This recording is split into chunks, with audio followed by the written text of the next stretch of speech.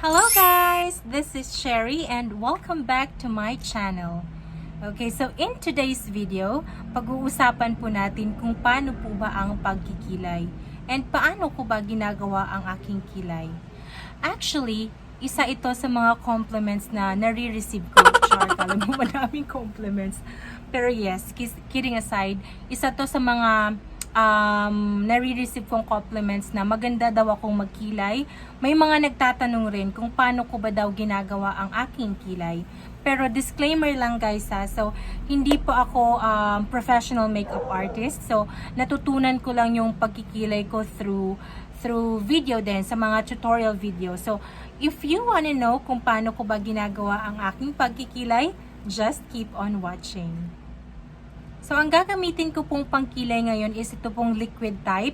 So, ito po yung from Loreal na Unbelievabrow. And sa pagkikilay naman po actually, depende po yun sa inyo if you are comfortable na gamitin yung pencil or pomade or kung ano yung gusto nyong ilagay sa kilay nyo, pwede yun magabe. So, kahit ano naman, okay lang. Pero ako kasi, ito yung mas gusto kong gamitin dahil subok ko na to at talagang mas nagtatagal siya. And gusto ko yung gel type kasi for me, mas madali siyang i-apply sa aking kilay. So, ang unang-una nating step na gagawin pag nagkikilay tayo is kailangan muna nating i-brush yung ating kilay para mas maayos siya at mas madali nating sundan yung ating hair.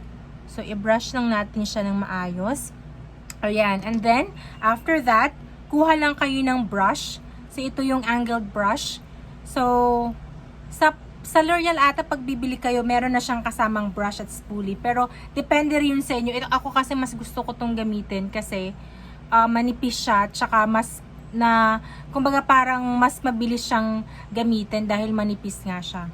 So, ayan. Kuha lang tayo ng amount. Dito po kasi, yung product kasi ng L'Oreal, masyado siyang makapal at masyado siyang, kumbaga madami siya. So, hindi ko ginagamit tong applicator na to. Kumukuha lang ako dito ng pakonti-konti para mas makontrol ko ang paglalagay sa aking kilay. Pero, depende pa rin yun sa iyo kung saan nga kayo comfortable na gamitin siya or paano siya gawin.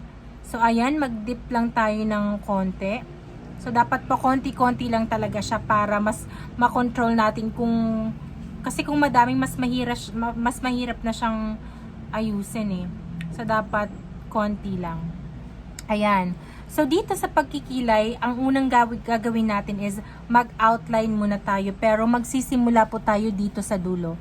Okay? Dapat po ang pagkikilay natin is from outer to inner. Okay? So, gawin ko lang muna siya. Ayan.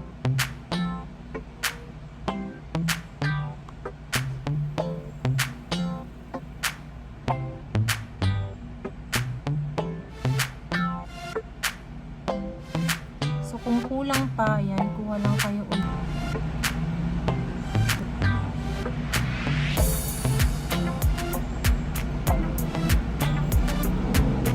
Ako kasi parang inuunti-unti ko siya, dinadahan-dahan ko siya para talagang maayos yung pagkaka-apply ko ng product sa kilay ko.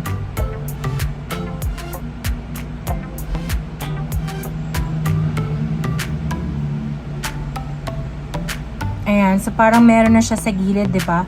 So next is gawin naman natin yung sa taas.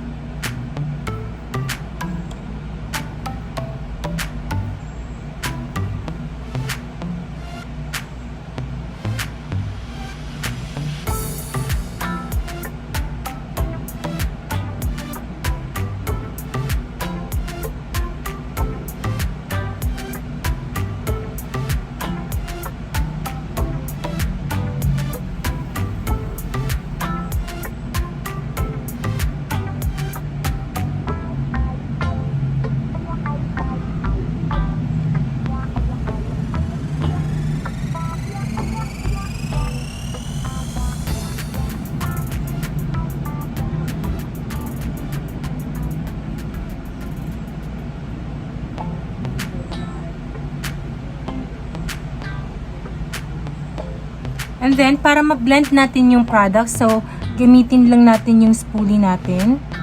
So, okay lang po kung kahit makalat siya kasi later naman, lilinisin natin siya.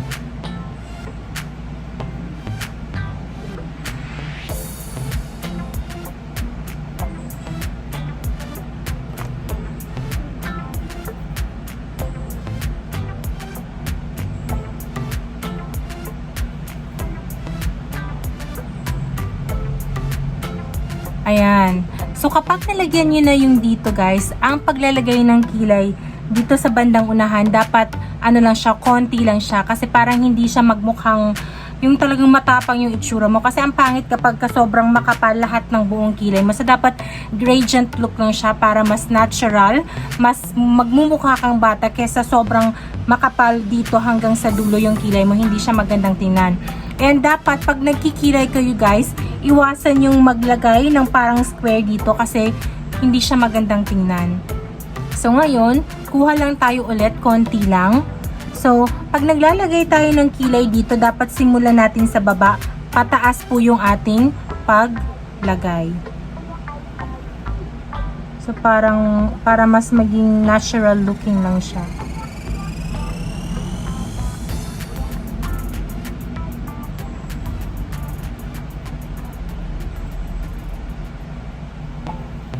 So yung sa kilay ko kasi makapal na siya, kaya hindi ko rin siya talagang nilalagyan ng napakadaming product kasi makapal na rin naman yung kilay ko. Pero nagkikilay lang ako kasi wala lang, bet ko lang. Lalo na ngayon na pandemic, Diyos ko, ito na lang yung nakikita mga besh, kaya dapat laban na laban yung ating kilay.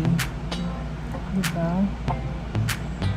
Ayan, so lagyan ko lang din siya sa taas para mas magkaroon siya ng shape.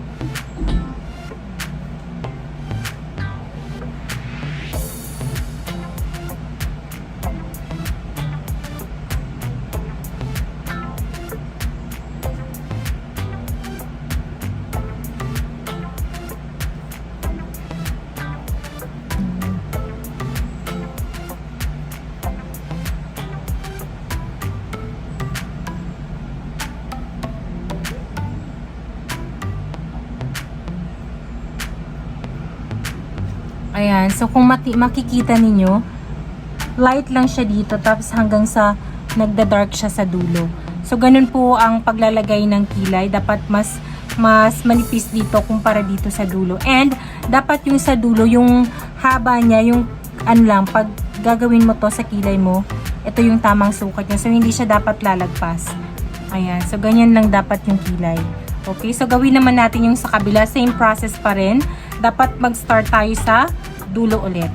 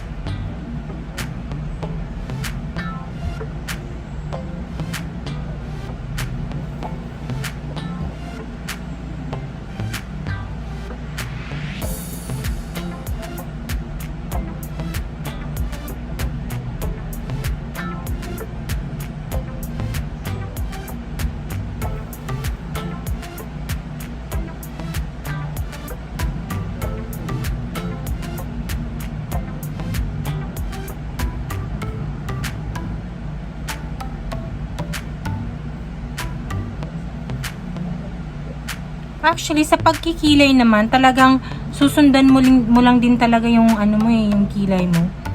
I-fill in mo lang talaga siya. Ayan. So, i-brush mo lang ulit para kumalat yung product.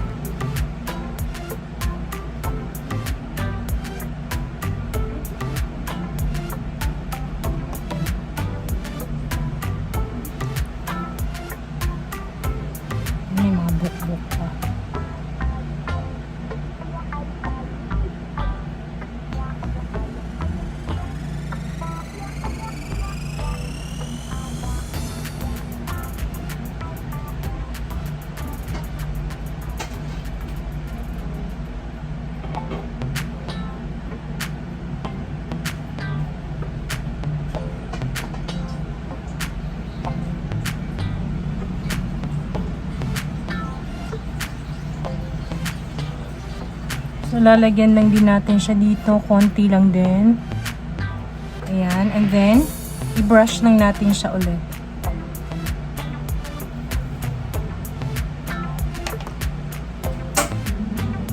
So, balikan ko lang yung sa dulo.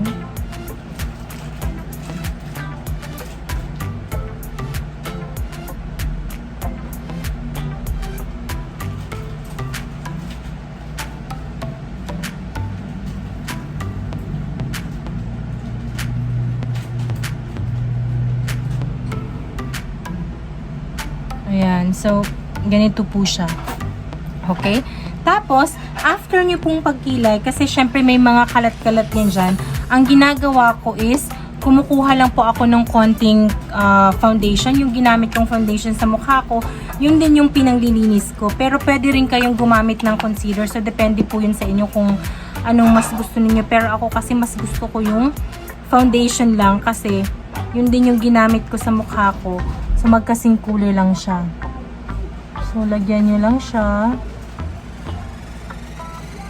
Mas maganda rin kasi yung effect pag meron kang nilagay na concealer kasi mas define yung kilay mo.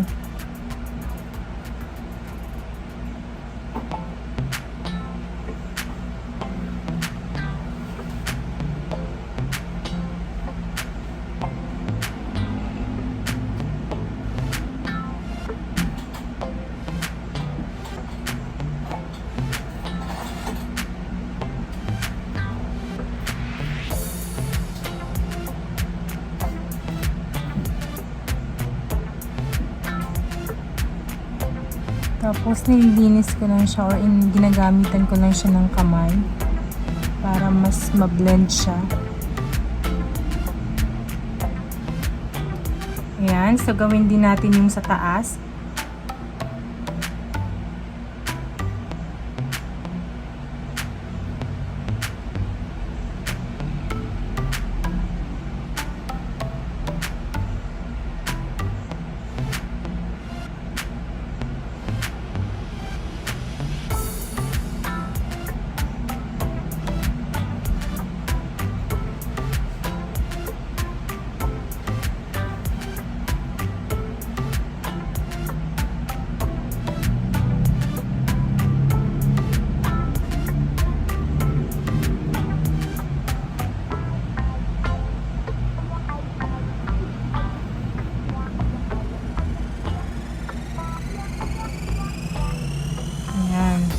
So, kung makikita ninyo, kung i-compare natin siya dito sa kabila, mas define yung ating kilay pag nilagyan natin siya ng concealer or foundation. Tapos, mas malinis pa siyang tingnan. So, for me, importante na lagyan natin siya para mas maganda yung kilay natin.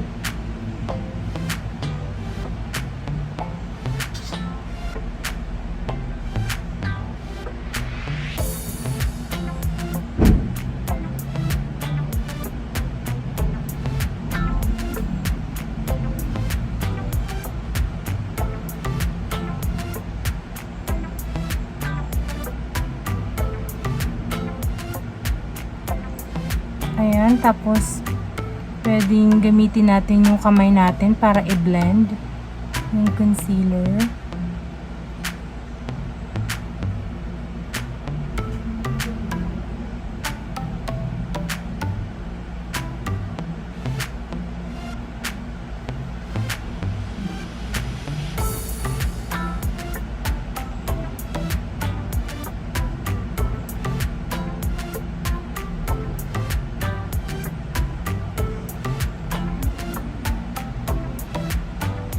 Blend ulit.